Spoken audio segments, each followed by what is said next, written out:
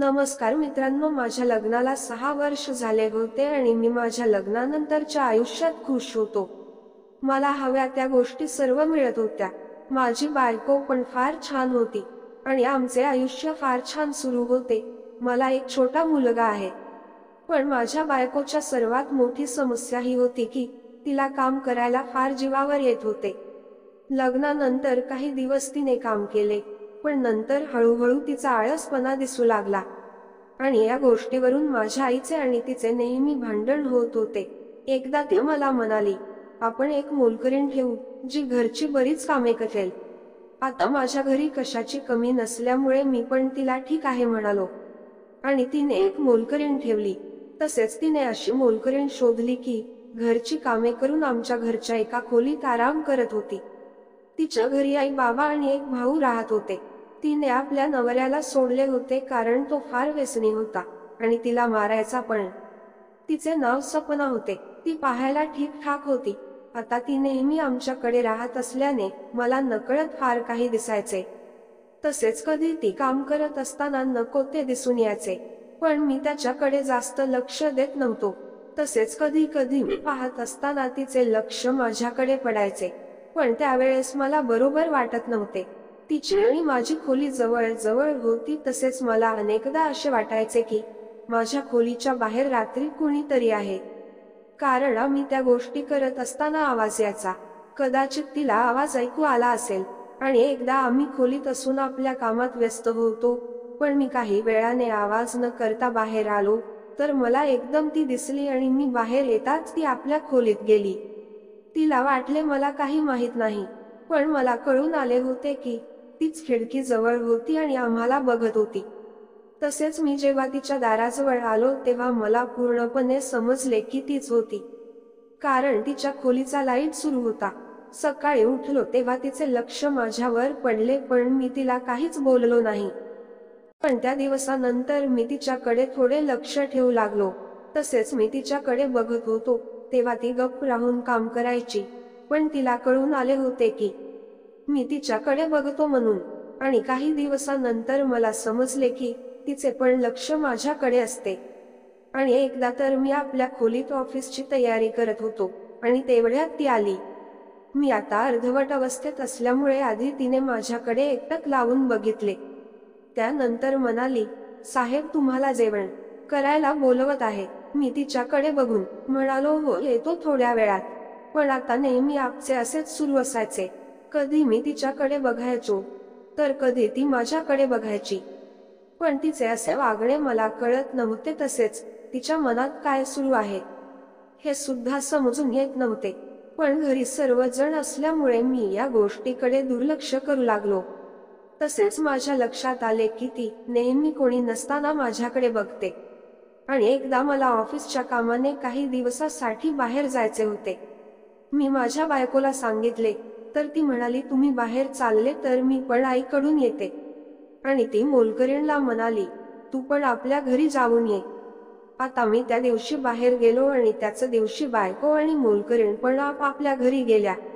माझे काम 2 दिवस अगोदर संपले म्हणून मी बायकोला कॉल केला तर ती म्हणाली, मी अजून 2 दिवस येणार नाही, कारण आई बाहेर गेली आहे, ती उद्या येईल.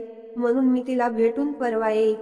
आणि म्हणू लागली, मी मोलकरीणला कॉल करून सांगते, ती येऊन तुमचे जेवण बनवून देईल. त्या दिवशी माझी गाडी उशिरा होती आणि मी रात्री घरी पोहोचणार होतो, पण गाडी बरोबर चालली आणि मी दुपारी घरी पोहोचलो. मी घरी आलो आणि आतमध्ये गेलो. आधी किचन मध्ये जाऊन पाणी पिले, नंतर माझ्या खोलीत जाऊ लागलो तर मला आवाज ऐकू आला. मी आवाज कुठून येते म्हणून बघू लागलो आणि बघतो तर हा आवाज मोलकरीणच्या खोलीतून येत होता. मी हळूच दार उघडले आणि बघतो तर तिच्या हातात मोबाईल होता आणि ती एका हाताने आपल्या त्या गोष्टीला स्पर्श करून आवाज करत होती. तिची स्थिती फारच वेगळी होती आणि तिचे हावभाव पूर्ण बदललेले होते. मला समजत नव्हते काय करावे, कारण तिची अशी स्थिती बघून मला वेगळे फील होऊ लागले. मी फार वेळ तिच्याकडे बघत होतो, पण मला आता सहन होत नव्हते आणि तिच्याकडे बघून म्हणालो, काय करत आहे तू?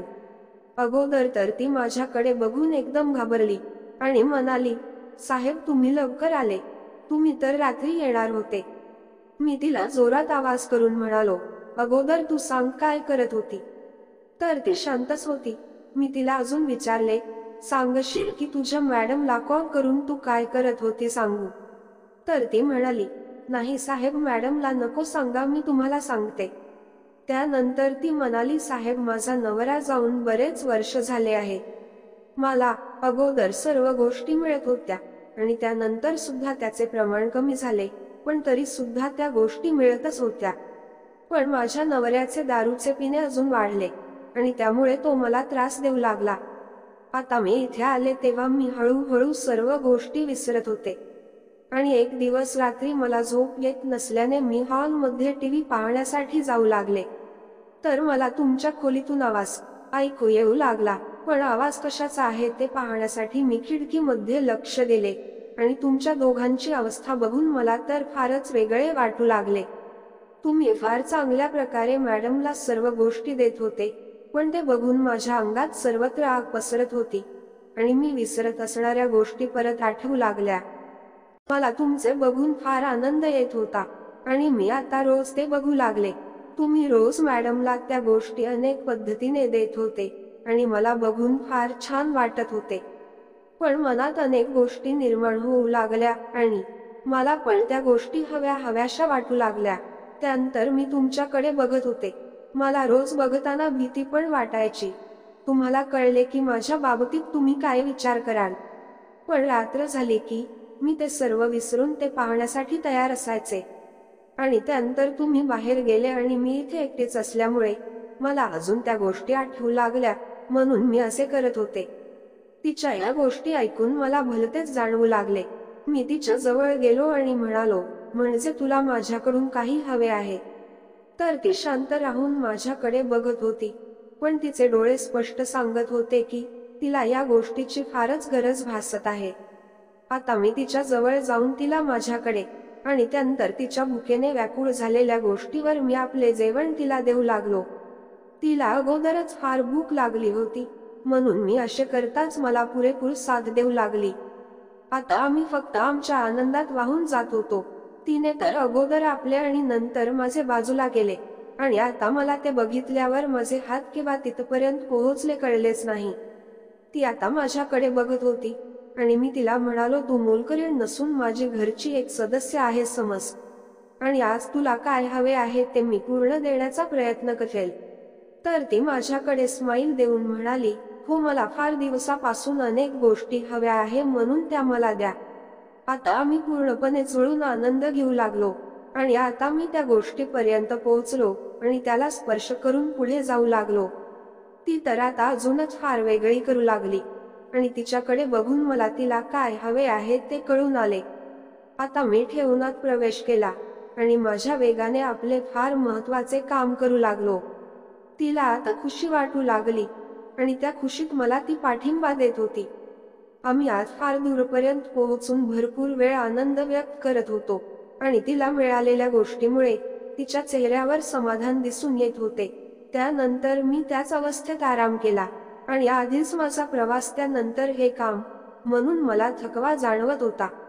काही तासानंतर तिने मला उठवले आणि म्हणाली, जेवण बनवले आहे, जेवण करून घ्या. आम्ही सोबत जेवण केले आणि त्यानंतर आम्ही अजून त्याच गोष्टीमध्ये लागलो.